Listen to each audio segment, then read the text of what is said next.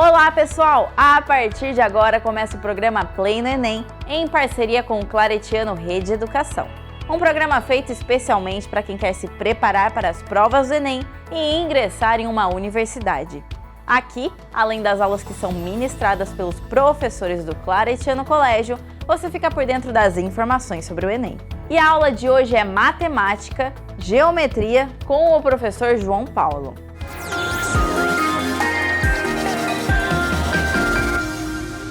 Olá, meu nome é João Paulo, sou professor de Matemática.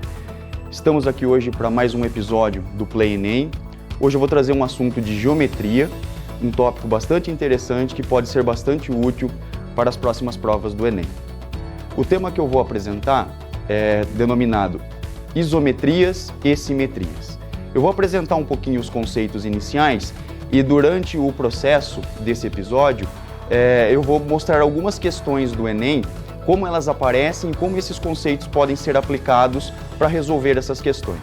Primeiramente, vamos retomar o conceito de isometrias. Isometrias são transformações geométricas que preservam distâncias entre pontos. Pois bem, transformações geométricas são transformações que modificam figuras no plano ou no espaço. Existem algumas propriedades que as transformações geométricas possuem. Além de preservar as distâncias entre pontos na figura original e na figura transformada, nós temos também que cada segmento de reta da figura transformada possui a mesma medida do seu correspondente na figura original. Além disso, cada ângulo da figura transformada possui a mesma medida do seu correspondente na figura original. Em resumo, nós podemos dizer que transformações geométricas, além de preservarem distâncias entre pontos, têm as propriedades de manter o comprimento das medidas dos segmentos da figura original, bem como as medidas dos ângulos. Basicamente, isometrias não alteram o tamanho e a forma das figuras geométricas. Eu trago aqui as 4 principais isometrias que podem acontecer no plano: reflexão, rotação, translação e a reflexão deslizante. Eu escolhi para esse episódio abordar as 2 primeiras, a reflexão e a rotação. Vamos começar abordando a reflexão em torno de uma reta. Primeiro eu vou fazer a definição da reflexão de um ponto em torno de uma reta e em seguida vamos passar a uma transformação de uma figura, no caso um triângulo, para entender como que isso funciona em situações de figuras geométricas. Vamos então ao primeiro passo. Eu tenho aqui um ponto escolhido qualquer do plano e tenho uma reta de referência. Essa reta de referência eu tenho para poder realizar a reflexão. Então, nesse primeiro momento, eu preciso de 2 elementos, um ponto e uma reta. O meu objetivo é fazer a reflexão desse ponto em torno dessa reta. Como que se faz isso? Vamos considerar um segmento perpendicular que intercepta, então, a nossa reta de referência, que vai ser o nosso eixo de reflexão. Faço o seguinte procedimento: eu meço a distância por meio dessa perpendicular do ponto até a minha reta. E em seguida eu faço o transporte desse comprimento para o outro lado e determino, então, um ponto Q. Dizemos, então, que esse ponto Q é o refletido ou a reflexão do ponto P em relação à reta R. Observa, então, que por esse processo de construção, a distância do ponto P à reta R, a distância da reta R ao ponto Q, são as mesmas. Dessa forma, nós temos, então, a preservação das distâncias entre pontos. Portanto, reflexão é uma isometria. Para avançar um pouquinho mais, nós temos então a situação da reflexão em torno de uma reta, considerando agora uma figura geométrica. Para esse caso, eu trouxe aqui um triângulo qualquer, com vértices P, A e Z. O meu objetivo é fazer a reflexão desse triângulo em torno dessa reta S, que é o eixo de reflexão. Para isso, eu vou adotar o princípio que eu apresentei no slide anterior, fazendo o seguinte: para cada um desses pontos, eu vou traçar segmentos que são perpendiculares à reta S.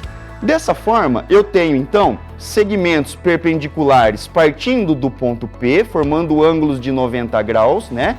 Partindo do ponto Z e formando também ângulo de 90 graus com a reta S, e do ponto A a mesma coisa. A partir desses segmentos que são perpendiculares, eu vou reproduzir do outro lado da reta as medidas desses segmentos. E aí eu tenho pontos P', A' e Z' que estão à mesma distância da reta S com relação à figura original. Nós damos o nome, então, para o triângulo PAZ da figura original. E P', A', Z' como sendo a forma transladada.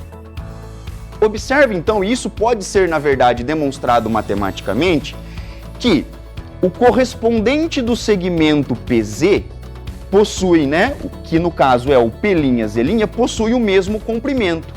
A mesma coisa acontece com os demais lados do nosso triângulo original.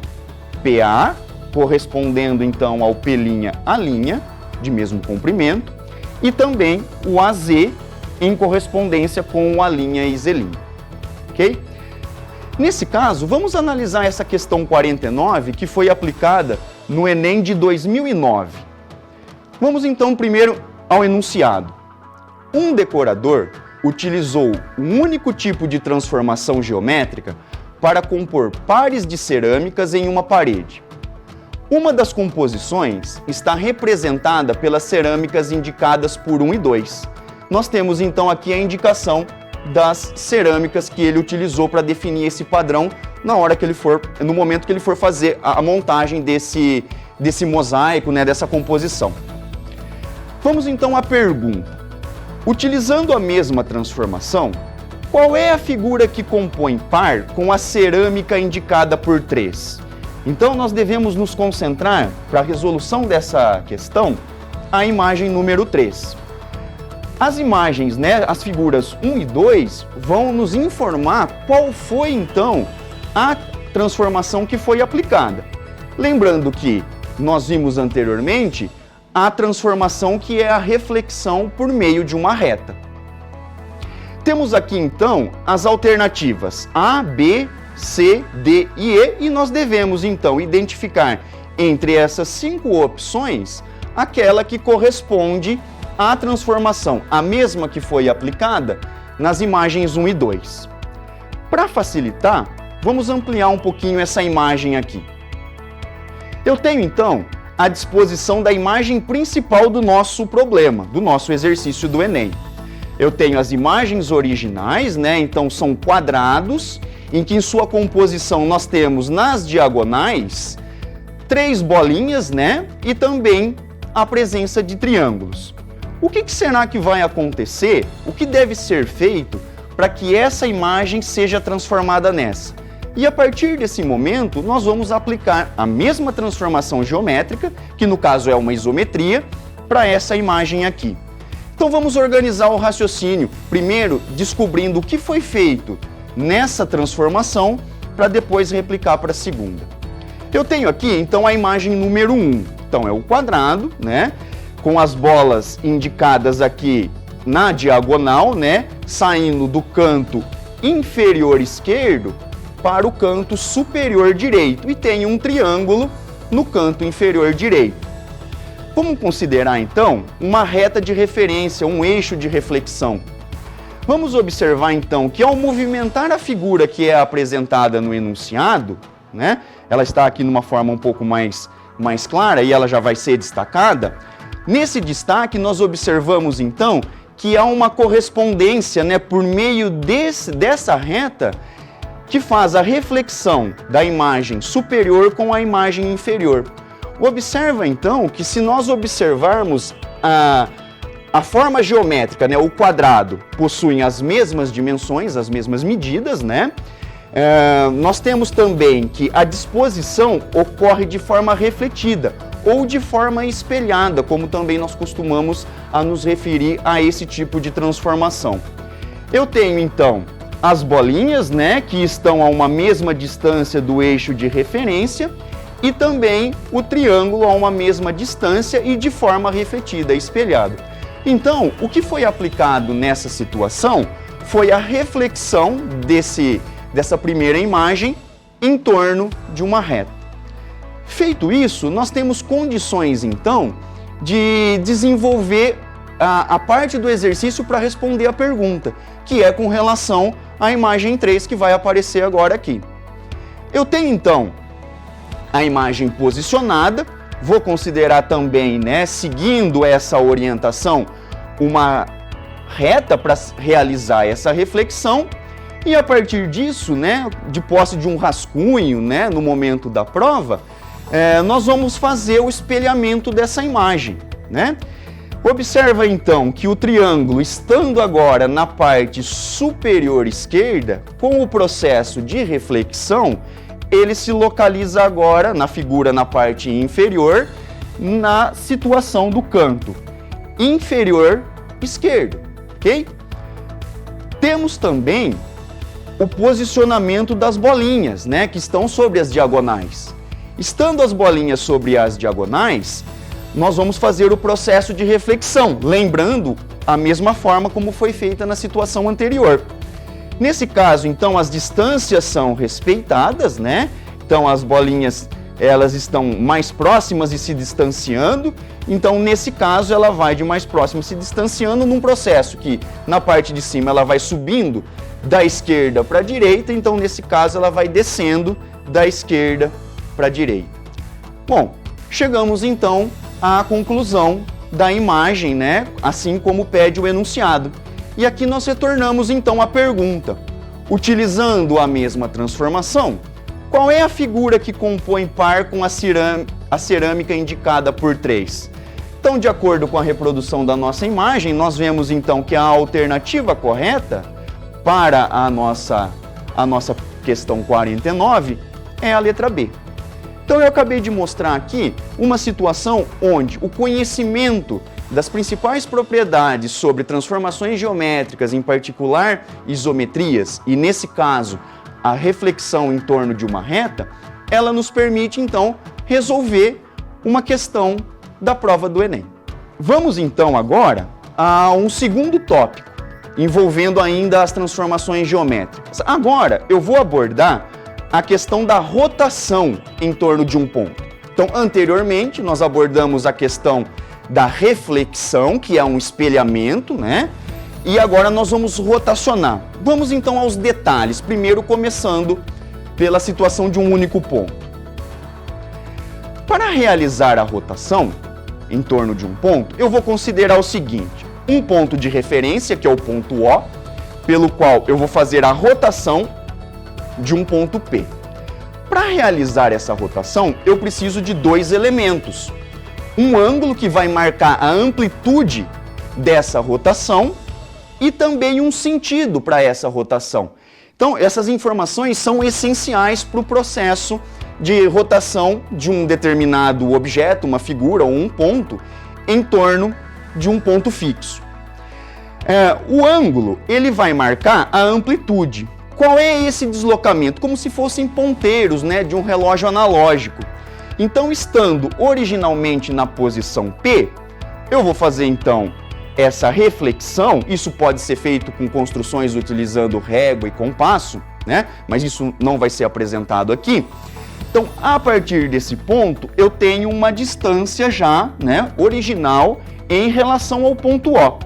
Eu preciso, nesse momento, que esse ponto, como se fosse um ponteiro de relógio, seja deslocado, como se eu fosse empurrando e ele tivesse conectado por uma haste, né, até a posição que vai originar o ponto Q.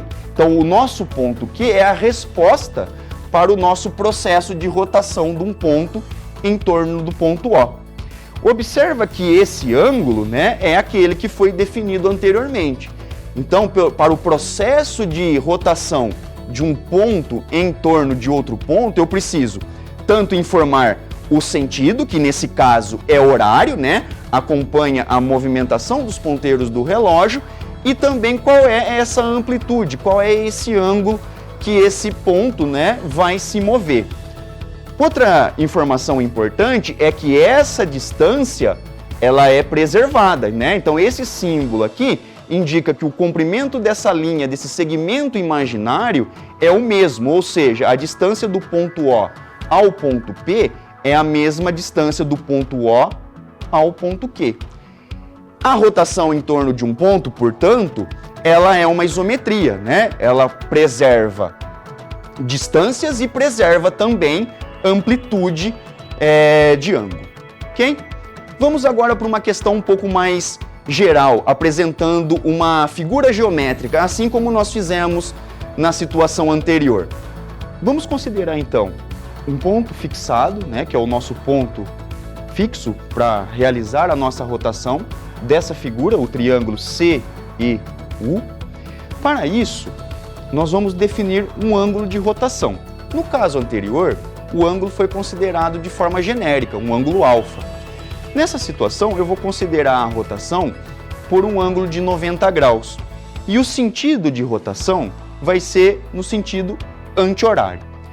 Para fazer esse processo, então, nós vamos marcar distâncias, né, a partir do ponto O em relação aos vértices, traçando essas linhas e rotacionando cada uma delas de 90 graus no sentido anti-horário.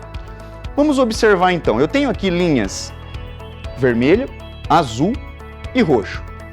A partir do ponto O, nós traçamos o segmento até o vértice C e fazemos então a rotação em torno do ponto O, preservando então esse comprimento.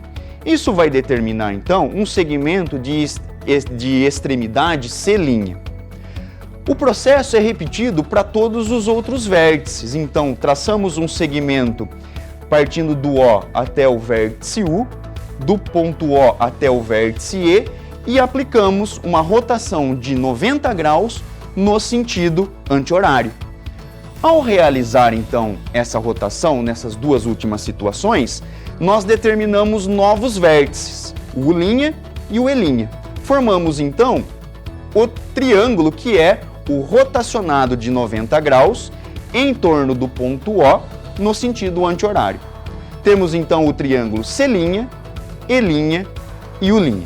Observamos que as distâncias, e isso pode ser demonstrado matematicamente, as distâncias entre os pontos, né, as medidas dos lados do nosso triângulo que foi obtido a partir da rotação do triângulo original, tem as mesmas medidas que o triângulo CEU. Portanto, são preservados tanto as medidas de ângulo interno, os ângulos internos desse triângulo, bem como as medidas dos segmentos. Essa então é a forma rotacionada do triângulo original CEU, obtendo então o triângulo C', E' e U'. Assim como foi feito no tópico anterior, eu trago aqui também uma questão onde esse processo de rotação pode ser empregado, né? Tem que ser empregado para poder resolver a questão. Vamos então entender o enunciado e desenvolver esse processo. Questão 150, essa é uma questão que apareceu, que foi colocada no Enem de 2017.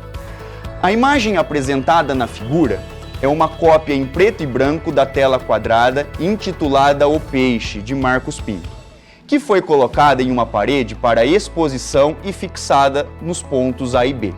Então, a importância na hora de se resolver as questões do Enem é ler trecho a trecho, extraindo todas as informações que são importantes no processo de solução. Então, vamos entender o que foi feito.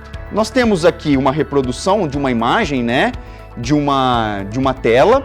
Ela foi fixada em dois pontos, o ponto A e o ponto B. Vamos então à segunda parte. Por um problema de fixação de um dos pontos, a tela se desprendeu, girando rente à parede. Uma situação que a gente observa naturalmente, né? Quando fixamos alguma coisa na parede e algum canto se destaca, né? Se descola, então aquilo lá rotaciona rente à parede. Após o giro, ela ficou posicionada como ilustrado na figura, formando um ângulo de 45 graus com a linha do horizonte. Nós temos então aqui o ponto A, né, que é o ponto original de fixação juntamente com o ponto B, A figura, então, a imagem se desprendeu desse ponto, ficando somente fixa pelo ponto B, rotacionou rente à parede de tal maneira que ela formou um ângulo de 45 graus com a linha do horizonte. Vamos então à segunda parte do que o exercício pede. Para recolocar a tela na sua posição original, deve-se girá-la rente à parede no menor ângulo possível, inferior a 360 graus. Nós temos aqui uma situação bastante interessante. Nós temos aqui alternativas e nós devemos observar que o exercício pede que a figura seja rotacionada, ela seja devolvida à posição original por meio de uma rotação de um ângulo que seja inferior a 360 graus. A forma de recolocar a tela na posição original, obedecendo ao que foi estabelecido, é girando-a em um ângulo D. É importante lembrar da exposição que eu fiz anteriormente, quando expus pela primeira vez o conceito, a ideia de rotação, né, de uma figura em torno de um ponto, que é importante descrever tanto a medida, o ângulo, a amplitude que será feita, né, o deslocamento dessa figura a partir de um ponto fixo, a rotação dela, e também a indicação do sentido que essa rotação tem que ser realizada. Então nós vemos uma alternância aqui nas alternativas, além de medidas, né, em grau do ângulo que essa figura tem que ser rotacionada e que sentido isso deve ser feito, se é no sentido horário ou no sentido anti-horário. Vamos então organizar o processo de solução da nossa questão. Eu reproduzo aqui a imagem original e vamos fazer algumas marcações. Todo exercício de geometria é importante que você faça anotações sobre aquilo que você tem.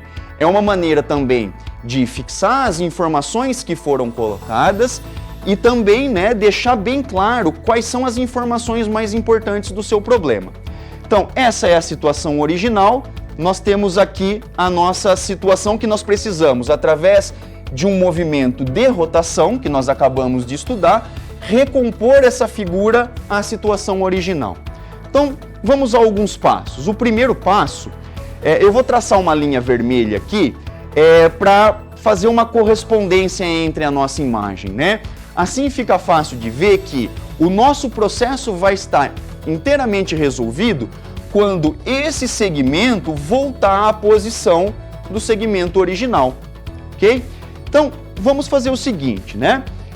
Vou considerar uma linha tracejada e vou fazer a movimentação desse segmento de 45 graus. Lembrando que eu tenho duas possibilidades. Eu posso rotacionar tanto no sentido horário quanto no sentido anti-horário. A questão pede que a figura seja devolvida à posição original num deslocamento, numa amplitude de ângulo menor que 360 graus, no menor valor possível. Então nós já observamos que o caminho mais curto de restaurar essa figura à posição original é fazendo o caminho nesse sentido. Se nós deslocarmos então no sentido anti-horário, vai ser necessário percorrer um percurso maior para que esse segmento retorne então à sua posição original. Então nós já temos uma definição com relação ao sentido. Então, o sentido adotado é o da setinha que está indicado aqui, e o primeiro movimento de rotação, então o ponto B é o nosso ponto fixo de rotação, nós vamos então movimentar toda essa figura, respeitando todas as distâncias originais, ok? Então nesse primeiro movimento de 45 graus, nós já restauramos parte do processo, né, de devolver a nossa figura à forma que está indicada aqui, 45 graus. Eu preciso fazer agora mais um movimento, né? Então, agora esse segmento encontra-se totalmente na horizontal, né, na linha do horizonte, e o segmento definitivo encontra-se na vertical. Então, nós observamos, como isso é um quadrado, o ângulo, né, que precisamos mover essa figura é de 90 graus. E é isso que nós vamos fazer agora. Então, eu tenho aqui a posição anterior, né, a linha tracejada, e o segmento, então, devolvido à posição que nós desejamos. Então, foi feita uma movimentação desse segmento, né, como se fosse movimentar a figura, de 90 graus no sentido horário, ok? Com isso, né, nós temos a indicação de todo o processo que foi realizado. Então, nós temos agora a soma, né? Primeiro, uma rotação de 45 graus, seguida por uma rotação de 90 graus, totalizando então uma rotação de 135 graus. Então, nós fizemos uma movimentação de 135 graus a partir da figura que ficou solta, né, rente à parede, até restaurá-la e fixá-la novamente pelo ponto original. Nós temos então as condições de assinalar a alternativa da nossa questão. Para recolocar a tela na sua posição original, deve-se girá-la rente à parede no menor ângulo possível, inferior a 360. Nós encontramos então que o ângulo é de 135 graus e a rotação deve ser feita no sentido, né, dos ponteiros no relógio analógico, no sentido horário. Portanto, a resposta para essa questão é o item B. Pois bem, nesse momento, nós vimos duas situações. A reflexão em torno de uma reta e nós vimos também a rotação em torno de um ponto. Eu trago essa questão 140, que foi colocada no Enem de 2018, para unificar, ou seja, fazer uma composição dessas duas transformações. É totalmente possível, né, e permitido que se faça composições de transformações geométricas. Como que isso é feito? Primeiro nós aplicamos uma e depois nós aplicamos outra e definimos um roteiro. Então, essa questão aqui, ela coloca uma situação bem interessante que ela define um roteiro a ser seguido, para você descobrir a posição final desse coração. Então, vamos entender o enunciado, analisar as movimentações e aplicar aquilo que nós já aprendemos lá no início desse episódio. Observa que a própria questão do Enem, nesse caso, traz o conceito de isometria, que eu apresentei lá no início do nosso episódio. Isometria é uma transformação geométrica que, aplicada a uma figura, mantém as distâncias entre os pontos, né? As distâncias originais na figura que você está considerando inicialmente. Duas das transformações isométricas são essas que nós estamos abordando nesse episódio: a reflexão e a rotação. A reflexão ocorre por meio de uma reta chamada eixo, que nós vimos anteriormente. Esse eixo funciona como um espelho. A imagem é refletida, é o resultado da transformação. Já a rotação é o giro de uma figura ao redor de um ponto chamado de centro de rotação, que era aquele ponto O definido anteriormente, conforme nós vimos nos exemplos. A figura sofreu 5 transformações isométricas nessa ordem, ou seja, uma composição de transformações. E aqui estão descritas todas essas transformações que foram realizadas. A reflexão no eixo X, como primeiro movimento. Segundo, a rotação de 90 graus no sentido anti-horário, então perceba que é informado tanto o ângulo, né, de rotação quanto o sentido, com centro de rotação no ponto A. Terceiro, é feita uma reflexão no eixo Y. Quarto, rotação de 45 graus, agora no sentido horário, com centro de rotação também no ponto A, e reflexão no eixo X. Então, nós precisamos seguir esse roteiro e modificando essa figura até que ela se encontre numa posição final. Vamos então à segunda parte. Qual a posição final da figura? Então, nós temos aqui 5 alternativas. Precisamos então aplicar na figura original todo o processo, né, de 1 até 5 das transformações e descobrir qual é a figura final nesse processo de transformações. Para facilitar, eu fiz aqui uma ampliação do sistema de eixos, né? Então eu estou colocando na horizontal o eixo X, na vertical o eixo Y e a figura original, o coração com a sua extremidade marcando o ponto A. Vamos então ao primeiro processo, né? O primeiro processo é fazer a reflexão em torno do eixo X.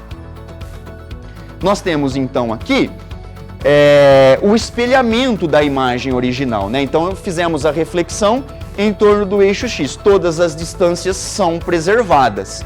ok? Então eu tenho a distância, né, na figura anterior do ponto A ao eixo, ela é a mesma distância. Todo o formato do coração é mantido, ele não é ampliado, ele não é reduzido, então todas as distâncias são preservadas. Temos um segundo processo, né, uma segunda movimentação. Vamos então a ela, vamos ver qual que é a segunda. A rotação de 90 graus no sentido anti-horário. Então, a partir do coração que foi obtido no primeiro processo, nós temos então a rotação de 90 graus no sentido anti-horário. E temos então a nova figura. Então, já cumprimos 2 procedimentos dentre aqueles 5 que foram colocados na nossa questão. Perceba que a nossa figura está se movimentando nesse plano de acordo com as transformações que são aplicadas. Vamos ao terceiro processo agora. O terceiro processo naquela listinha indica uma reflexão em torno do eixo Y, ou seja, no primeiro momento nós fizemos uma reflexão ou um espelhamento pelo eixo X e agora nós faremos uma reflexão pelo eixo Y, um espelhamento. Então a figura que estava lá refletida na situação anterior nesse quadrante agora se coloca dessa maneira, ok?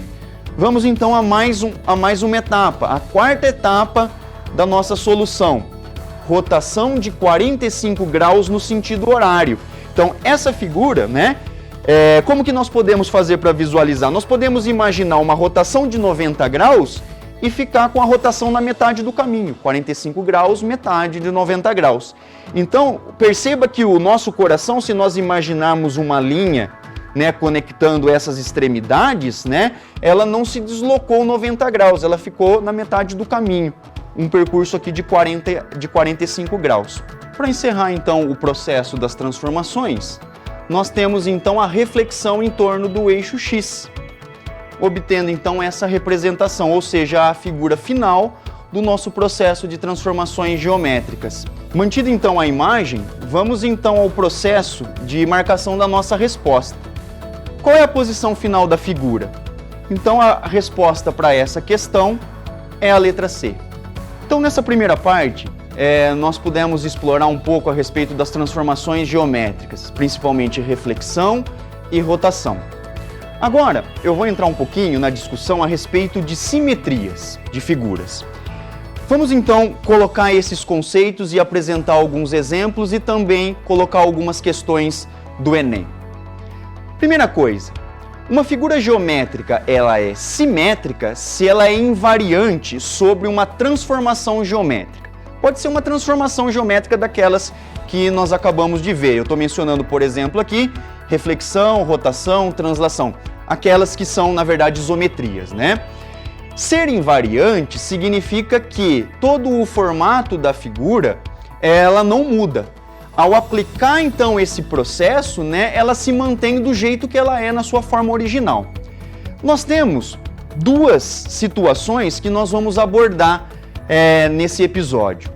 A simetria axial, que tem a ver com simetria de reflexão, e a simetria radial, que tem a ver com a simetria de rotação, que foram os assuntos que nós abordamos nos slides anteriores. Vamos então à definição de cada uma delas para poder preparar um processo de solução de alguma questão do Enem. Eu tenho aqui, inicialmente, a simetria axial. Então vamos à definição. Tenho aqui até uma ilustração que eu já vou entrar em detalhes em seguida após colocar o conceito. Uma figura possui simetria axial se puder ser dividida por uma linha denominada eixo de simetria, de tal forma que cada ponto de um lado do eixo tenha um ponto correspondente no outro lado à mesma distância desse eixo, formando uma imagem espelhada. Isso que significa, então, ser invariante por reflexão. Vamos considerar aqui, né, imagens bem conhecidas, os 4 naipes do baralho. Então eu tenho aqui copas, espadas, ouro e paus. Nós observamos, então, que todas essas imagens possuem simetria axial. Vamos ver na sequência. Então eu tenho aqui um pouco menos destacado as imagens e eu coloquei então sobre cada uma delas, dessas 4, essa linha imaginária que é chamada de eixo de simetria. Nós observamos então que é como se fosse um espelhamento de cada uma delas, né? O lado esquerdo é idêntico ao lado direito para cada uma dessas situações.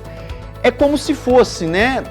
Num experimento, numa situação prática, se nós pegássemos uma folha de sulfite, dobrássemos essa folha ao meio e usando uma tinta bem fresca, nós pintássemos, né, o lado esquerdo, fechássemos essa folha, esperar então essa tinta ser transferida para o outro lado e fizéssemos essa abertura, ou seja, um espelhamento.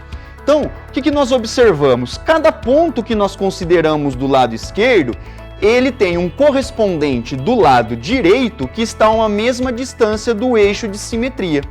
Então, essa figura, né, assim acontece para todas as demais, possuem simetria axial. Tanto o naipe, né, de espadas, o naipe de ouros e o naipe de paus. Todas elas com simetria axial. Vamos ver então uma situação onde essa ideia pode ser empregada para resolver uma questão do Enem. Temos aqui a questão 167 do Enem de 2015. Uma família fez uma festa de aniversário e enfeitou o local da festa com bandeirinhas de papel. Essas bandeirinhas foram feitas da seguinte maneira: inicialmente recortaram as folhas de papel em forma de quadrado, como mostra aqui na figura 1. Em seguida, dobraram as folhas quadradas ao meio, sobrepondo os lados BC e AD. Então foi feito, né, o recorte de um quadrado e depois a dobra, né, sobrepondo BC sobre AD. Então formou uma divisão, né, uma linha imaginária, né, uma marcação sobre essa folha. Continuando, de modo que C e D coincidam e o mesmo aconteça com A e B. Então o C coincide com o D, o B coincide com o A, conforme ilustrado então na figura 2. Marcaram os pontos médios, ou seja, ponto médio é o ponto que divide um segmento em 2 segmentos menores de mesmo tamanho. Então ele define exatamente a metade, ok? Então foi colocado um ponto médio O e o ponto M do lado AD, de modo que seja 1/4 da distância de A até D. Então essa distância aqui é 1/4 do total. A seguir, fizeram corte sobre as linhas pontilhadas ao longo da folha dobrada. Então, com uma tesoura, né, eles fizeram o corte do ponto N ao ponto O e do ponto N ao ponto M. Após os cortes, a folha é aberta e a bandeirinha está pronta. A figura que representa a forma da bandeirinha pronta nós temos então 5 opções, né, de situações que ele está colocando para a gente descobrir qual é aquela que vai ser o resultado de todo esse processo. Perceba nessa questão do Enem que nós temos todo um processo, toda uma sequência de instruções que deve ser lida com muita calma, com muita atenção e acompanhada nas imagens que ele coloca. Vamos então a essa solução. Para facilitar, né? Eu fiz aqui a reprodução da parte dobrada com uma linha de referência, que vai ser o nosso eixo de simetria, porque o próprio processo de construção envolve essa simetria por um eixo, uma simetria axial. No segundo processo, nós vamos então ter aqui já bem mais claro, né, assim, já dando uma ideia de como fica o posicionamento da bandeirinha aberta. E posteriormente, nós temos já o destaque, como que ficaria a visualização dessa bandeirinha já com os recortes feitos. Então observa que se nós destacarmos todo o contorno, né, que vai aparecer agora em vermelho, nós observamos que a nossa bandeirinha terá esse formato. Observa que esse ponto de entrada, ele fica acima desses cantos, né, que estão a 1/4 da distância, né, de embaixo até em cima. Portanto, a figura que corresponde, né, à nossa representação, nós vamos marcar agora, é a letra E, ok? Então, por um entendimento de uma simetria axial, né, temos um eixo de simetria onde o lado esquerdo é idêntico ao lado direito, e isso foi produzido, né, de forma manual, ao recortar um quadrado, dobrar ao meio e fazer as marcações e o recorte, nós temos então a produção da bandeirinha conforme a família decidiu fazer. Portanto, a resposta correta para essa questão é a alternativa E. Já chegando ao final desse nosso estudo, eu apresento aqui por fim o conceito de simetria radial. Vamos então a esse entendimento. O conceito é: uma figura possui simetria radial se for possível rotacioná-la por um ângulo, e é importante mencionar isso aqui, menor que 360 graus, em torno de um ponto central, de forma que coincida com a figura original. É o que nós chamamos de invariante por rotação. Ou seja, você aplica uma rotação na figura, seja no sentido horário, seja no sentido anti-horário, né? E a figura se mantém como a sua forma original, né? Considerando que esse ângulo é inferior a 360 graus. Eu tenho aqui algumas ilustrações bastante simples nas duas primeiras, né? Um sol estilizado, tenho um trevo de 4 folhas e tenho aqui a imagem de uma flor, né, com suas pétalas. Então isso aqui é uma imagem de uma flor real, mostrando que na natureza isso pode acontecer. Então vamos analisar o que acontece com relação a essa simetria radial. Vamos analisar cada uma dessas figuras. Então, na sequência, nós vamos fazer algumas construções sobre essa figura. Então, vamos começar pelo nosso Sol, né? Nós observamos que nós temos vários eixos também, né, de simetria, e temos um ponto central, onde esses eixos coincidem. Observa que por ser uma figura que tem um aspecto redondo, né, e os elementos são dispostos, né, no entorno desse círculo que está no centro, nós já esperamos que essa figura tenha esse aspecto de simetria radial. Observa então, né, eu tenho aqui o total de 360 graus. Se eu dividir em 4 partes, né, traçando o eixo vertical e horizontal, então eu tenho 4 ângulos de 90 graus. Posso, inclusive, fazer a divisão desses quadrantes ao meio. E aí eu vou obter ângulos, né? Metade de 90 graus, onde cada pedaço desse daqui é 45 graus. Nós observamos, então, que, fixado o ponto central desse Sol, né, e ao rotacionarmos de 45 graus, ele se mantém como a figura original, a figura da situação anterior. Então, esse objeto, essa figura, possui o que chamamos de simetria radial. O mesmo acontece com o nosso trevo de 4 folhas. Nós observamos então que, se nós traçarmos essas linhas, nós observamos também uma simetria também axial, que nós vimos anteriormente, né? Que se nós dobrarmos com relação a esses eixos, nós temos um lado idêntico ao outro. E nós observamos também que, se marcarmos um ponto central, ao rotacionarmos de 90 graus, então, por exemplo, vamos fixar essa pétala, né? Essa porção aqui do nosso trevo. Ao rotacionar de 90 graus, seja no sentido horário ou anti-horário, ela vai se sobrepor a uma outra, né, já existente. Portanto, a figura permanece invariante. Nós dizemos, então, que ela é invariante por uma rotação de 90 graus, assim como esse é invariante por uma rotação de 45. Por fim, vamos observar então a imagem dessa flor, né, com essas pétalas brancas.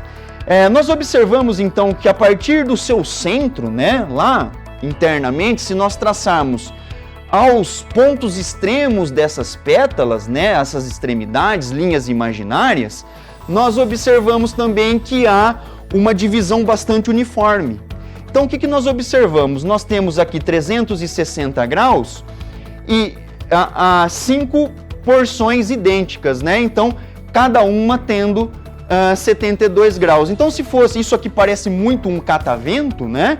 Se nós formos rotacionar de 72 graus, então há uma sobreposição e ela permanece da mesma forma como a situação original.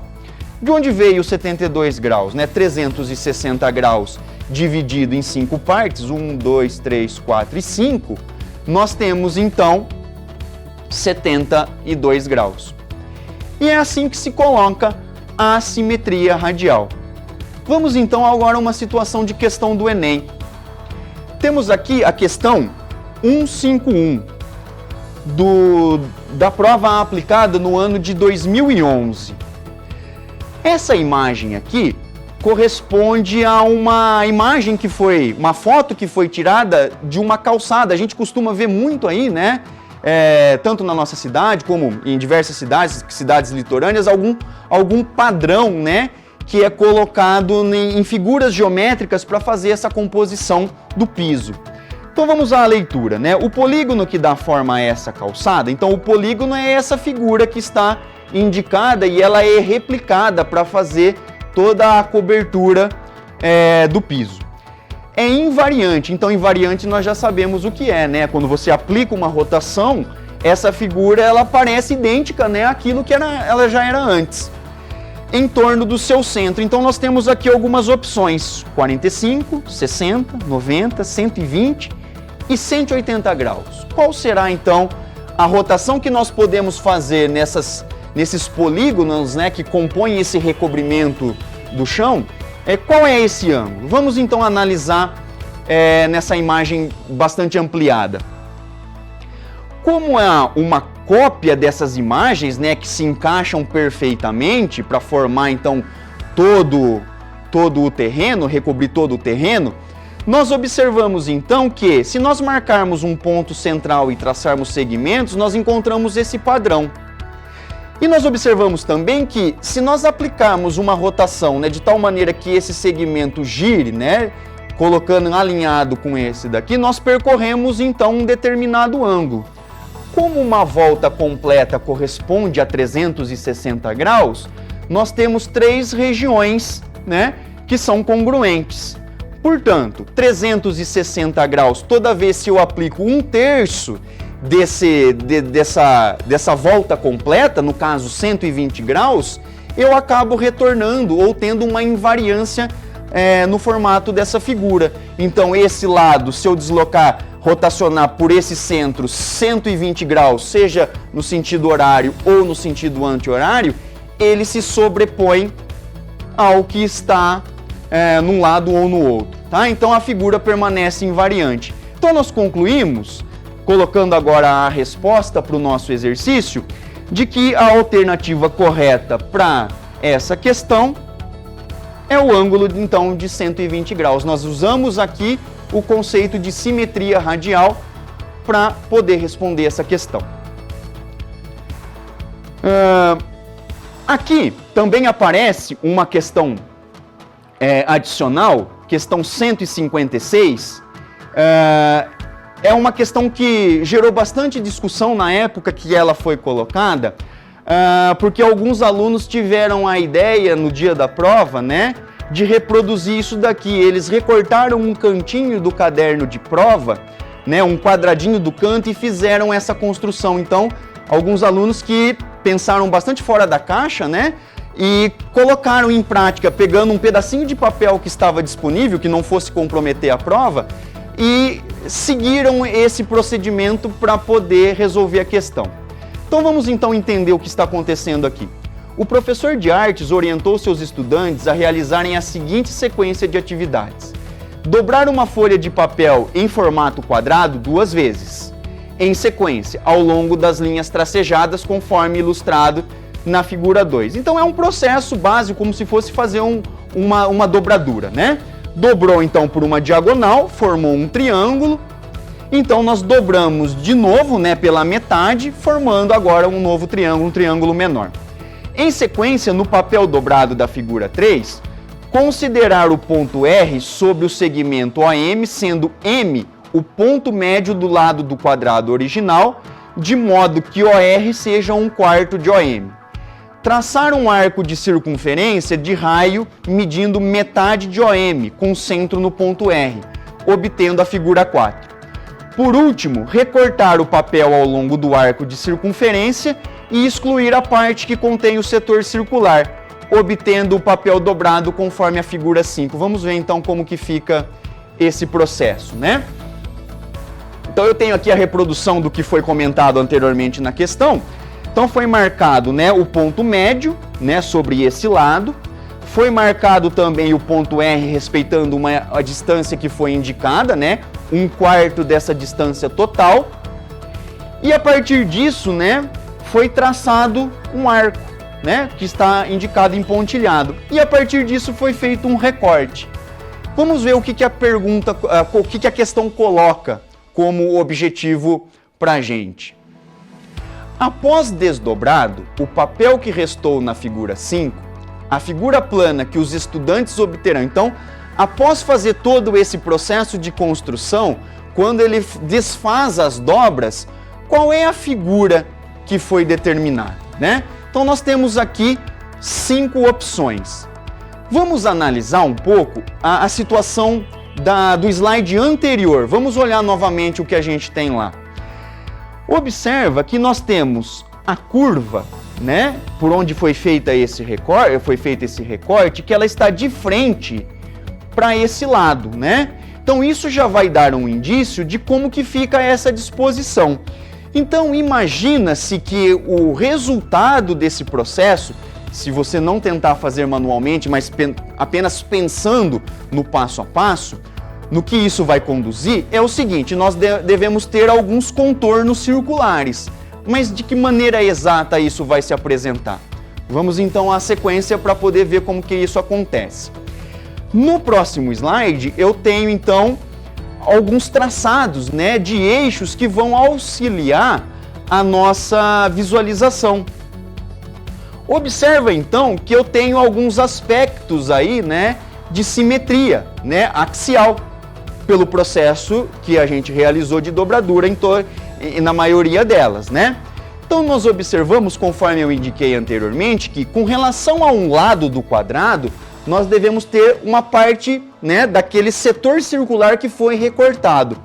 Então nós olhamos que a melhor situação, né, que se apresenta isso, né, nós temos aqui a situação B e a situação C. Porém, qual das duas deve ser, né, entre B e C? Nós observamos que o centro da circunferência que foi traçada para poder fazer o recorte não foi tomado a partir da extremidade do triângulo, ele foi tomado a partir de um ponto interno. Então isso automaticamente vai produzir um efeito, né, de não é um círculo da forma, né, perfeita que a gente tem aqui. Então a gente tem uma conexão de setores, de contornos, né, de arcos de circunferência que forma a nossa figura. Portanto, a melhor opção, né, visualmente, é a resposta, né, que nós vamos ver na sequência, é a alternativa C. Eu disse no início, né, que alguns alunos resolveram isso, né, destacando um pedacinho lá do canto da prova e fazendo uma pequena construção, improvisaram na hora, né? E vendo essas situações, né, foi um raciocínio muito interessante, né, para se abordar essa questão. Então, não foi usado o recurso de simetria, né, simplesmente ele fez isso manualmente para chegar na solução, mas nós temos um procedimento que, usando os conceitos matemáticos de geometria que nós apresentamos anteriormente, nós também podemos chegar nessa conclusão. Com isso, eu encerro essa apresentação, né, desses conteúdos. Espero que sejam proveitosos para uma próxima situação de aplicação do Enem e desejo uma boa prova a todos.